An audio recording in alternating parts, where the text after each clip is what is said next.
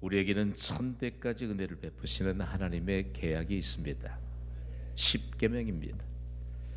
우리가 하나님께 받은 은혜를 어떻게 증명할 수 있을까요? 여러분 귀 기울여 들어보십시오. 지금까지 내려온 믿음의 역사는요, 하나님이 은혜를 사모하는 자에게 은혜를 주십니다. 그러니까 좀 건강이 여의치라도 하나님의 은혜만 있으면 돼요. 물질의 어려움이 있어도 은혜만 있으면 돼요.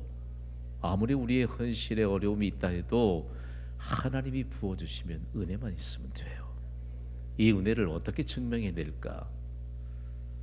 잊지 말고 기억하시길 바랍니다. 은혜 받은 자는요, 친절함으로 증명해내야 합니다. 여러분이 일평생 친절하시기를 주님의 이름으로 선포합니다. 그래서 6계명에 담긴 오늘 이 하나님의 은혜, 오늘 6계명을 좀 살펴보게 될 텐데요. 67문, 저 여러분의 역할을 따라서 함께 읽습니다. 제6계명이 무엇입니까? 제6계명은 살인하지 말라입니다. 6계명 너무 간단해요. 너무 간단한데 너무 절대적인 명령입니다. 여러분에게 묻습니다. 하나님을 사랑하십니까?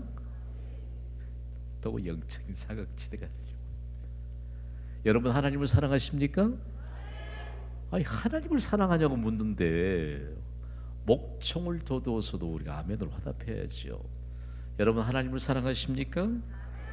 하나님을 사랑하는 자는요, 하나님의 계명을 기꺼이 지킵니다. 제6계명은 두 번째로 주신 윤리계명인데 살인하지 말라는 건데요, 살인하지 말라는 계명은 먼저 하나님의 말씀을 받은 히브리인들은 이 말씀을 어떻게 그야말로 좀 더 확대했을까? 제가 살인하지 말라고 외칠게요. 여러분은 살인할 수 없다고 선포해 주세요. 크게. 준비되셨죠? 살인하지 말라. 살인할 수 없다. 그러니까 우리가 말씀을 받을 때, 우리가 하나님의 말씀을 받으면 확대돼야 합니다. 하나님의 말씀은 분명합니다. 거기에 무슨 내 뜻을 첨가시키고 그럴듯하게 해석해야 될 이유가 전혀 없다는 말씀입니다. 그래서 살인하지 말라는 계명은 살인할 수 없다는 거고요. 그래서 창세기 9장 6절에 하나님은 이렇게 말씀하셨어요. 우리 함께 읽습니다. 시작. 다른 사람의 피를 흘리면 그 사람의 피도 흘릴 것이니 이는 하나님이 자기 형상대로 사람을 지으셨음이니라. 잘 보십시오. 홍수 심판 이후에 노아와 아들들에게 주신 말씀입니다. 우리가 하나님의 형상대로 지음을 받았습니다. 그 다른 거 다 지워버려도 하나님의 형상대로 우리가 지음 받았다는 것을 하나님을 대표하는 존재라는 말씀입니다. 여러분 하나님을 대표하는 존재인 내가 하나님을 대표하는 또 다른 사람을 어떻게 죽일 수가 있겠습니까? 그러니까 우리가 말씀을 받으면요, 생명력이 넘칩니다. 저는요 그리스도인들을 만날 때마다 참 힘이 넘치거든요. 진심이 담겨있기 때문입니다. 시험에 들지 마세요. 내향적인 것과 외향적인 성품과는 다른 것입니다. 여러분 어떤 분들을 보면 진심이 없는 것처럼 보이기도 해요. 만약에 그리스도인이요, 뭔가 대화를 할 때 그리고 대답을 할 때 진심이 안 담겨 있으면 그건 거짓입니다. 하나님이 우리에게 하나님을 대표하는 존재로 우리를 지으셨는데, 그러니까 야곱이 그 전날 하나님을 야복강 나루에서 하나님과 겨루어 씨름할 때 정말 응답해 주실 간절히 소망하며 기도할 때까지는 그의 형 에서가 원수였습니다. 원수. 그런데 하나님이 그의 기도에 응답해 주실 때 그에게 어떤 현상이 일어났지요? 엉덩이 뼈를 쳤더니 위골이 돼서 다리를 절게 됐습니다. 그때 그에게 은혜가 임한 것입니다. 원수가 형제로 보이기 시작한 겁니다. 그 다음날 야곱이 에서를 만났는데 훈련된 400명의 군사를 동원해서 자기를 치러 왔지만 그에게 그런 고백을 해요. 형님을 보니 누구를 본 것 같다고요? 하나님 본 것 같다. 여러분 진심이다. 은혜와 진심은요 뗄래야 뗄 수 없는 불가분의 관계입니다. 경신교회 모든 동역자 여러분, 정말 하나님이 우리를 하나님 대표하는 존재를 지으셨으니 하나님을 대표하는 존재로 삽시다. 하나님이 복 주실 줄 믿습니다. 2024년도에는요 정말 우리에게 믿음대로 거두게 하시는 이 일에 대해서 얼마나 하나님이 장대하게 이루어 주실까. 우리 좀 열심을 좀 냅시다. 믿음대로 거두는 일에 열심을 내시기를 바랍니다. 믿음대로 거두는 일에 최선을 다하시기를 주님의 이름으로 선포합니다.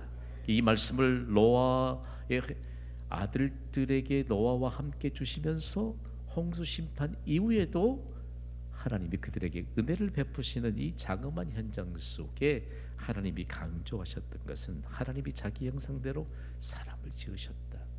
그러니까 다른 사람의 피를 흘리지 말라는 것이죠. 자, 68문으로 한번 가볼까요? 역할을 따라서 읽습니다. 제6계명에서 요구하는 것은 무엇입니까? 제6계명이 요구하는 것은 우리 자신과 다른 사람들의 생명을 보존하기 위해 정당한 노력을 기울이는 것입니다. 자, 우리 소교리 문답을 우리가 함께 나누는데 68문을 통해서 너무너무 광범위한 하나님의 은혜가 임했습니다. 우리 자신, 다른 사람의 생명을 보존하는 일에 시각이 열리게 되는 놀라운 역사를 주었던 교훈입니다. 여러분, 살인에도 자살이 포함이 됩니까? 포함이 되지 않습니까? 포함이 됩니다. 자, 자살을 한번 거꾸로 읽으면 돼요.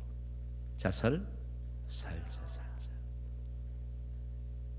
다는 평범한 진리지만요, 소교리 문답 제68문과 답이 안겨주었던 이 은혜는요, 영국으로부터 그리고 전 유럽에 그리고 복음이 전해지는 곳마다 이 중요한 믿음의 모범들을 함께 나누게 됐는데, 여러분, 우리 자신의 생명을 보존해야 될 책임이 있습니다. 생명의 주관자는 하나님이십니다. 몸 아프면 얼른 병원에 가세요. 가요. 믿음으로 그냥 혼자 끙끙 앓다가 나으려고 하지 마시고, 요즘 날 현대 의학이 발달하고 병원을 세워진 것도 하나님의 은혜입니다. 절대적인 은혜. 그러면서 성경은 살인의 동기를 분명하게 밝히고 있는데, 다른 사람들의 생명을 보존해야 되기 때문에 살인의 동기를 성경은 분명하게 밝히고 있습니다. 살인의 동기는 분노입니다. 창세기 34장에는 분노에서 사람을 죽이는 기사가 나오는데, 야곱의 딸 디나가 세겜에서 강간을 당하였을 때 야곱의 아들들이 심히 분노했습니다. 결국 야곱의 아들인 시므온과 레위가 세겜성의 모든 남자들을 죽였습니까? 안 죽였습니까? 죽이고 말았습니다. 끔찍한 사건입니다. 이 일로 인해서 시므온과 레위는 저주를 받게 됩니다. 성경은 이외에도요, 살인의 동기가 되는 분노를 엄히 경고하고 있습니다. 성경은 구약적인 입장에 해결을 봐도 분을 넣어도 해가 지기 전에. 중요한 내용입니다. 이전에는 형제들이 참 많았습니다. 지금도 우리 연배에 보면 뭐 7남매 명함도 못 읽어요. 가끔 만나면 뭐 7남매 얘기하면 뭐 8남매 9남매 하면 어때요? 명함 거둬야지요. 그때는요, 형 찾아다니고 누님 찾아다니면 그 울면서 누님 찾아다니고 형님 찾아다니는 사이에 내가 왜 울고 다니는지를 잊어버려요. 지금은요, 하나하나. 여러분, 중요한 문제입니다. 이 분노 문제. 이것이 너무 당연하다고 생각한다면 오늘 우리는 하나님의 말씀 앞에 겸손해져야 됩니다. 다음으로 살인의 동기는요, 시기와 질투입니다. 창세기 4장이 가인이 동생 아벨을 시기해서 살인을 하게 됩니다. 서기관과 바리새인들은 예수님을 시기해서 예수님을 십자가에 못 박으라고 외쳤죠. 사울은 다윗을 시기해서 죽이려고 혈안이 됐습니다. 자, 살인의 또 다른 동기는요, 탐욕입니다. 다윗의 아들 압살롬이 왕위를 탐한 나머지 아버지를 죽이려고 했습니다. 그러나 아버지를 죽이지 못했지만 사실상 죽이는 것이죠. 그러나 결국 압살롬은 먼저 죽임을 당하고 말았습니다. 아합 왕은 나봇의 포도원이 탐이 나서 그의 아내 이세벨을 통해서 나봇을 죽이고 맙니다. 예나 지금이나 탐욕은 살인의 동기가 됩니다. 지금도 마찬가지잖아요. 탐욕이 살인의 동기가 되는 것 아무도 부인하지 못합니다. 자, 육식 구문을 함께 좀 살펴볼까요? 제 6계명에서 금하는 것은 무엇입니까? 제 6계명이 금하는 것은 우리 자신의 생명이나 우리 생명을 부당하게 빼앗거나 무엇이든지 그런 경향이 있는 것들입니다. 아멘. 살인하지 말라는 제 6계명에는 우리가 반드시 알아야 될 깊은 교훈이 있습니다. 하나님이 전체적으로 설명해 주시면서 하나님은 사랑이시라. 사랑은 하나님의 성품이지요. 그래서 하나님이 사랑이 많으신 정도가 아니고 하나님은 사랑이십니다. 그러면 이스라엘을 하나님이 통치하심을 선포하면서 이스라엘이 사랑의 공동체인 것을 만방에 선포했고요. 더욱이 우리가 사는 모든 사회는 역시 사랑의 공동체입니다. 그러니까 세상이 사랑에 대해서 온언하는 것은 모두 다 하나님의 가르침을 그대로 받은 것이라는 말씀입니다. 그러면 퀴즈 하나 하시죠. 교회는 사랑의 공동체가 맞습니까? 맞습니다. 그러니까 사랑이신 하나님, 그러면 하나님이 우리에게 있어서 사랑이신 하나님에 대해서 구체적으로 뭘 얘기할까? 성경은요, 사랑에 관한 내용들을 견고하게 세우기 위해 하나님이 어떤 하나님이신가를 분명하게 가르쳐 주는데 광야에서도 아주 중요하게 가르치셨습니다. 레위기 19장 18절 말씀을 우리 함께 읽습니다. 시작. 원수를 갚지 말며 동포를 원망하지 말며 내 이웃 사랑하기를 내 자신과 같이 사랑하라. 나는 여호와니라. 아멘. 나중에 기회가 되면 여러분 이스라엘 백성들이 40년 동안 머물렀던 광야를 좀 체험할 수 있는 기회가 되면 그곳에 가면 야, 이곳에서도 하나님은 사랑이심을 나타내 주셨습니다. 그리고 이른 아침 새벽 시간에 만나를 내려 주셔서 서로 다투고 그리고 우격다짐 할 필요 없이 그 증거를 보여주셨는데 맨 처음 만나를 내려주실 때요 많이 거두고 욕심이 많은 사람들이 힘껏 거두었습니다. 어떤 사람은 몸이 좀 연약해서 거두러 가지 못한 사람도 있었겠지요. 그런데 욕심껏 거두었는데 하나님이 광야에서 머물게 한 장막 안에서 도량형 기구에 거기에 넣어서 재봤더니 욕심껏 거둔 사람들, 조금 약해서 덜 거둔 사람들 어때요? 똑같았어요? 틀렸어요? 똑같았습니다. 잘 들어보십시오.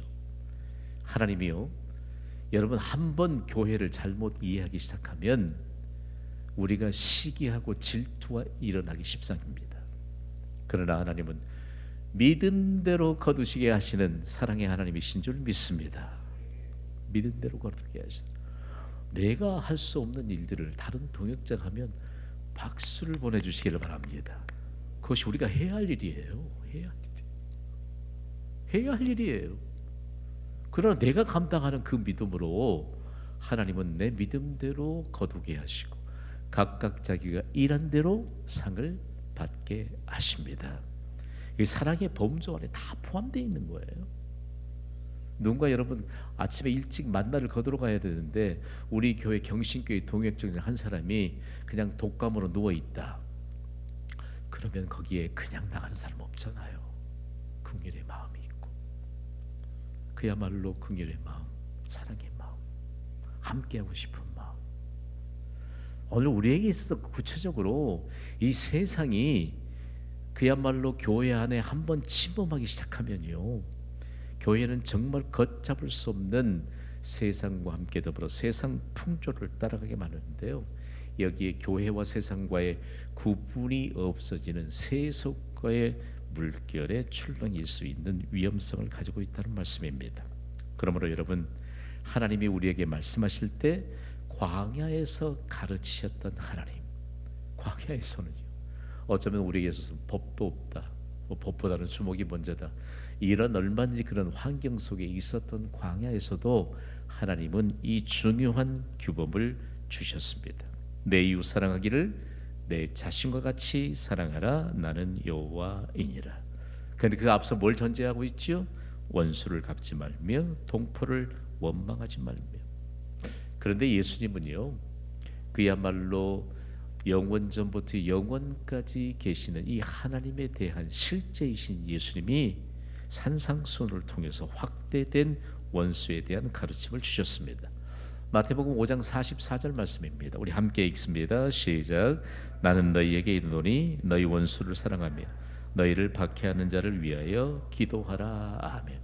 그래서 예수 그리스도의 이름이 만방에 선포될 때 예수님이 확대해서 해석해 주셨던 이 귀중한 모범, 그러면서 이제 예수님이 하나님의 실제이신데 영원하신 하나님의 실제이신 예수님이 이 땅에 오셔서 우리의 입술에 담아두신 하나님의 이름은 예수입니다. 예수. 주 예수를 믿으라. 그리하면 너와 내 집이 구원을 받으리라. 중요한 진리지. 그렇다면 구체적으로 우리에게 있어서 예수의 이름은 도대체 뭘까라고 하는 것인데요, 예수의 이름이 선포되면 어떤 하나님의 역사가 임하게 될까라고 하는 것인데요, 초기 기독교 공동체에는 원수에 대한 그 구체화된 상반된 단어가 사랑입니다. 사랑을 실천하기만 하면 원수는 사라집니다. 우리 안에 그리스도인이 원수를 품을 수가 없는 것이죠. 그래서 기도하는 것입니다.